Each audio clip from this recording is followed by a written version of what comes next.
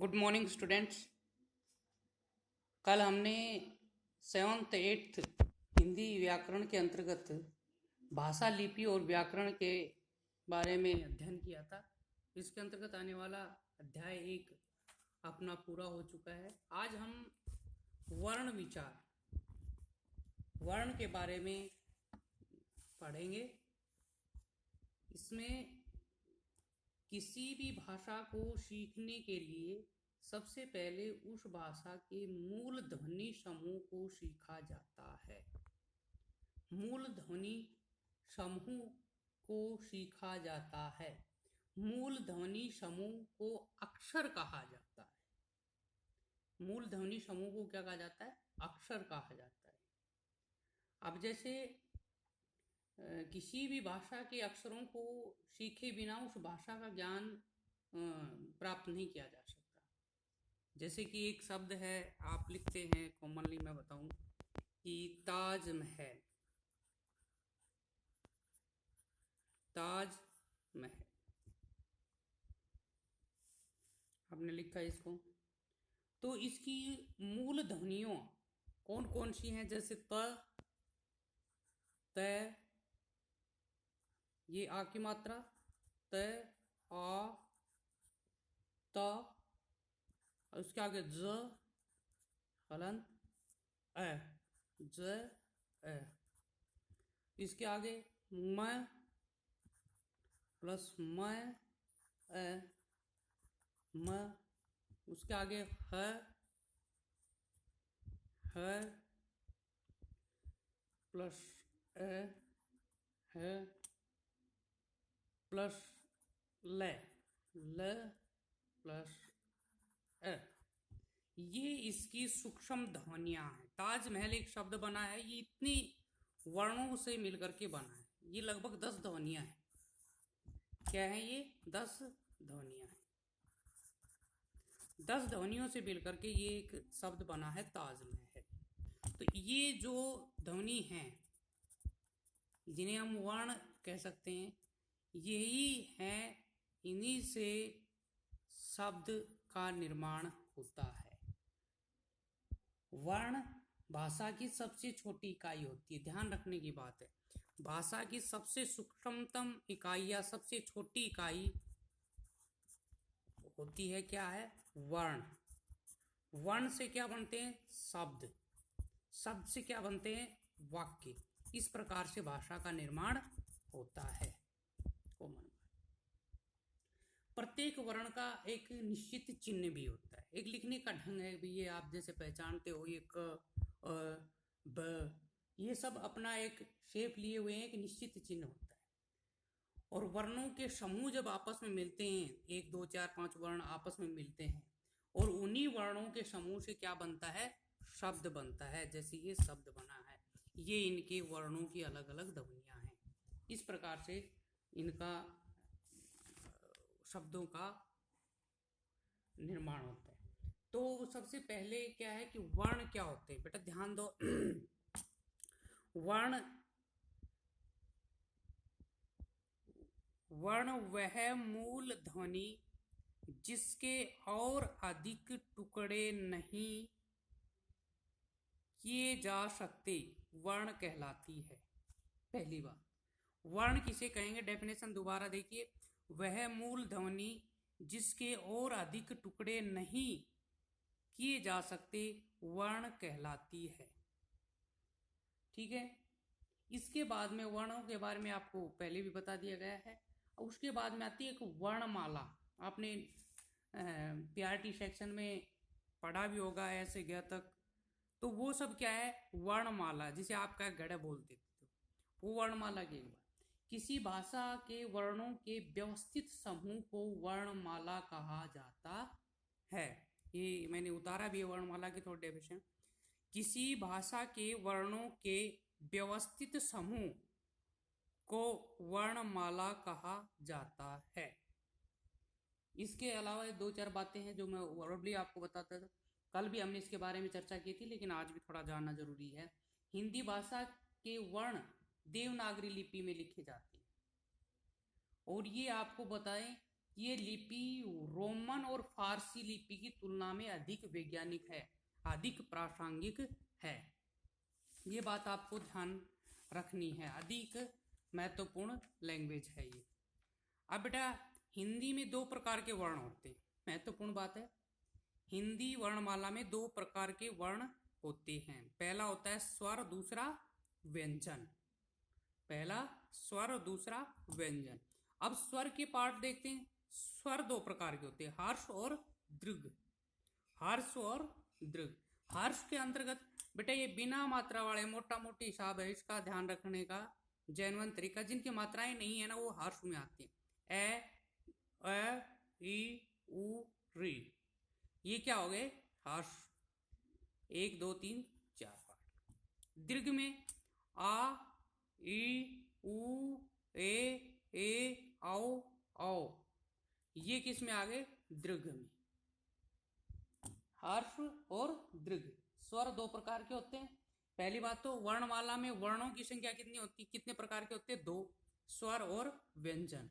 पहला फिर स्वर, स्वर कितने प्रकार के होते हैं 2, हर्ष व दीर्घ। तीसरा और होता है लेकिन आपके सिलेबस के अंतर्गत नहीं है तो कोई बात नहीं, प्लुत स्वर होता है वो, तो कोई बात नहीं। आगे हम जब आएंगे तो इसकी चर्चा आपके पार्ट में स्वर जब आगे चलेंगे तो उसमें महत्वपूर्ण तो इसमें ही हम ध्यान दें।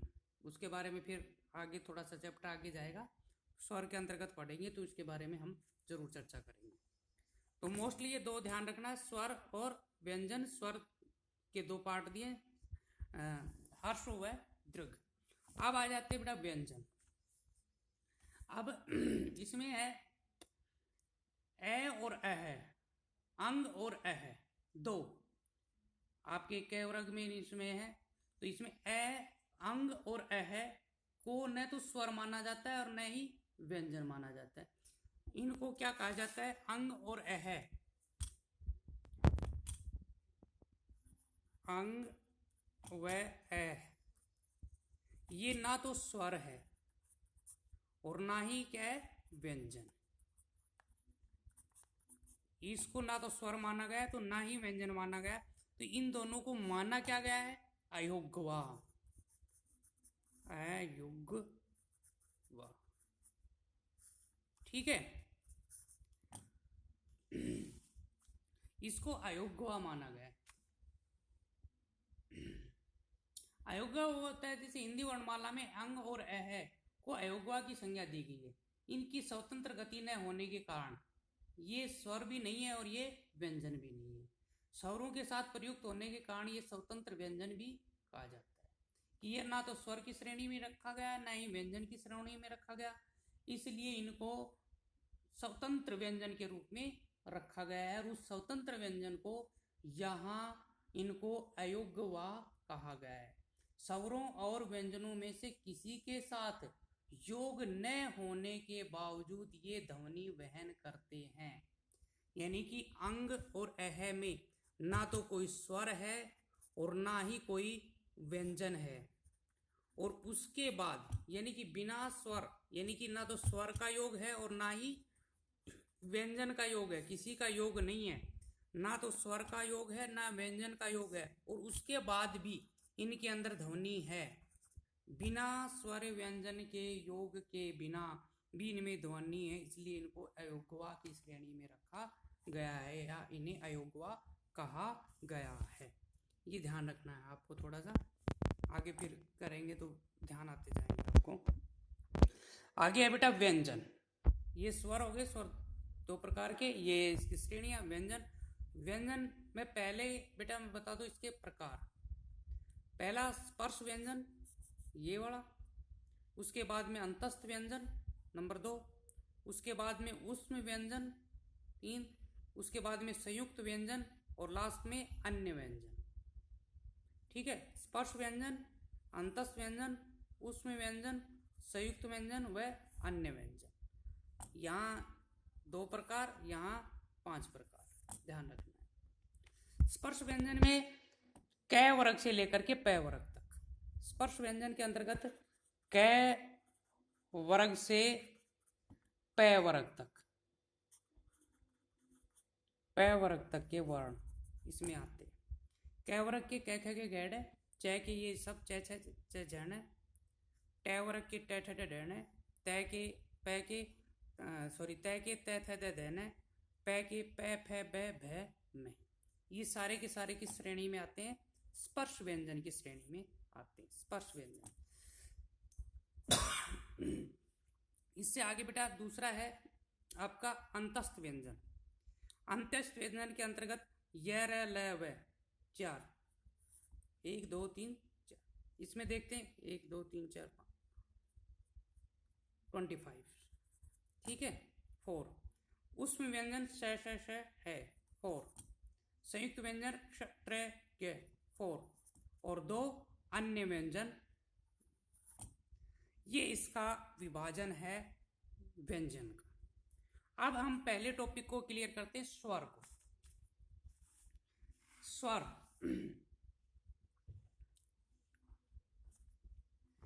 बेटा स्वर की डेफिनेशन देखिए, आज अपन स्वर तक ही करेंगे। जिन वर्णों के उच्चारण में किसी अन्य वर्ण की सहायता नहीं लेनी पड़ती है वे स्वर कहलाते हैं। जैसे ए ई ए, इनकी संख्या कितनी है? 11 है।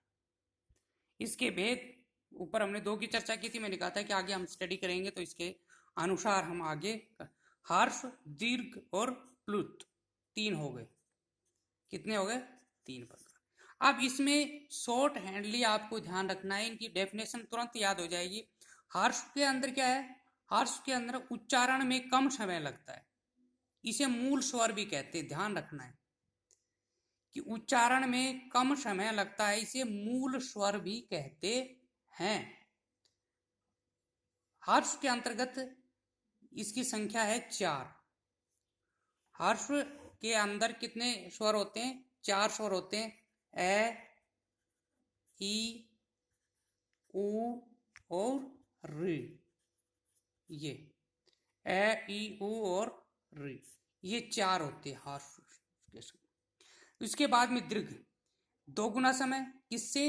हर्ष से। हर्ष से 2 गुना समय जिसके उच्चारण में लगता है वो दीर्घ स्वर कहलाता है। इसमें क्या है? आ ई उ ए और ए, ये दीर्घ स्वर है, ठीक है। अब प्लुत स्वर में आ जाओ, इसकी संख्या 6 होती है। कितनी होती है? 6। ए ओ और बड़ा ओ, ठीक है। प्लुत स्वर इसमें 3 गुना समय लगता है। किससे? हर्ष स्वर से 3 गुना उच्चारण में, 3 गुना जिसके जिस स्वर में, जिन स्वरों के उच्चारण में हर्ष स्वर से लगभग 3 गुना समय लगता हो उन्हें प्लुत स्वर कहते हैं।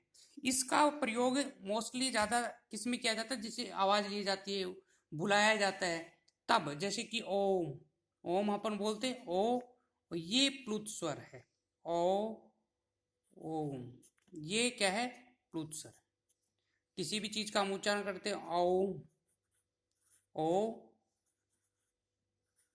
ओम, तो ये क्या है? प्लुत स्वर है। तो आज के लिए हम स्वरों के बारे में ही चर्चा करेंगे, कल हम व्यंजन के बारे में पढ़ेंगे। थैंक यू बेटा।